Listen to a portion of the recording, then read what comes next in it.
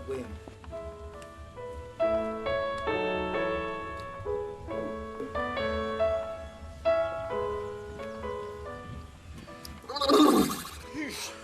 Hey, ya sikoka namsiya ke. Let's have mutlajala. So much bampela. Hey, phela xizikandzini n'wakhayimani. Uni Tom. Yes.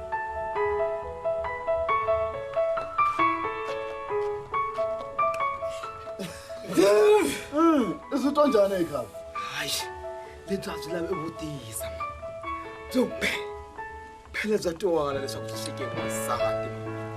Hayi labo kulela kwalokushi. Esona ukutsela kusona ku la nga sweka leswi. Ekopini pe. U vona n'wansati la nga company? Wa u tiva ntirho. Sitwala ni. U vulela byaleni? Ndzi vula lekete. Expanere man. Phela na rona ni ri rhambile leswaku ri ta hi ta kota ku dya swin'we nhloko leya ngopfu. A wu ri no vula hi ku tlakuka ni ri hlanganisi. Alright. Ya. Hey, a ni lava ku rivala ekhaya. Xipanere I munhu un'wanyana man. Yes. A nga twi swona. Se na ku kombela swinene.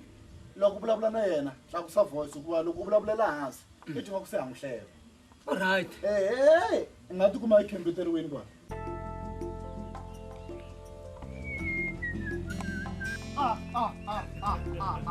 Emihlangu kona.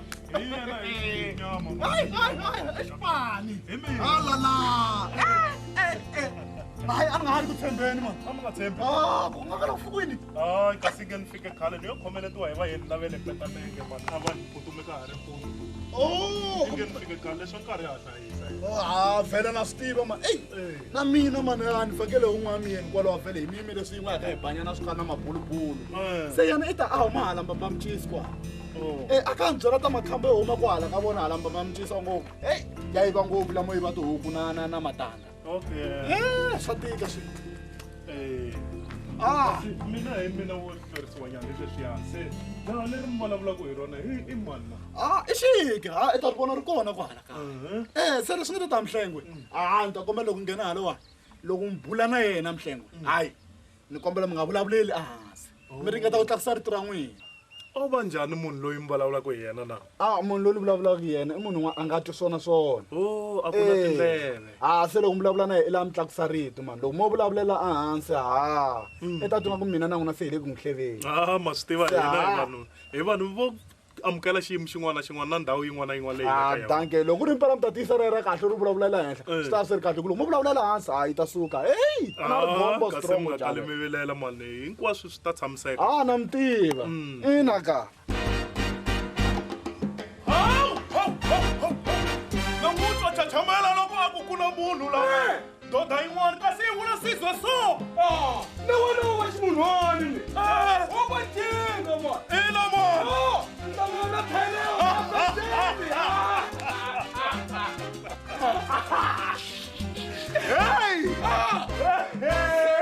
Mina ni Chauke. Chauke u male u sakhalaza le. Ni n'wana xijagwinya. Wa thavela. Wa survele. Ni Mhlengwe wa mina wena I ri mani. Ndza khensa Mhlengwe. Ina mani. Mina ndzi hloti. Ekaya ndzi huma lemba mbamcisi. Ina mani. Mina ndzi n'wana mabarula.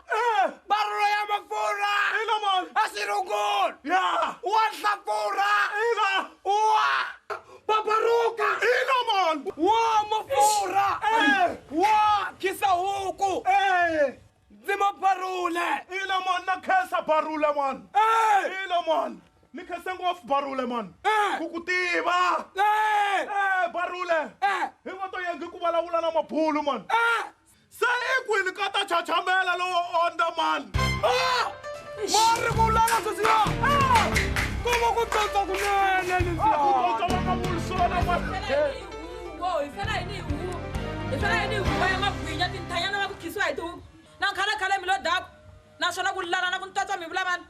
Hawu a hi lo daku hi lo Mhlengwe a nga twi kahle se ndzi boheka ku loko ni vulavula na yena ndzi n'wi welela hayi mani Barula phela mina ni tiva ku hi n'wina mi nga twi kahle ku kondza na mina ni vulavulela henhla ni ri ndlela ku mi ta kota ku swi twa kahle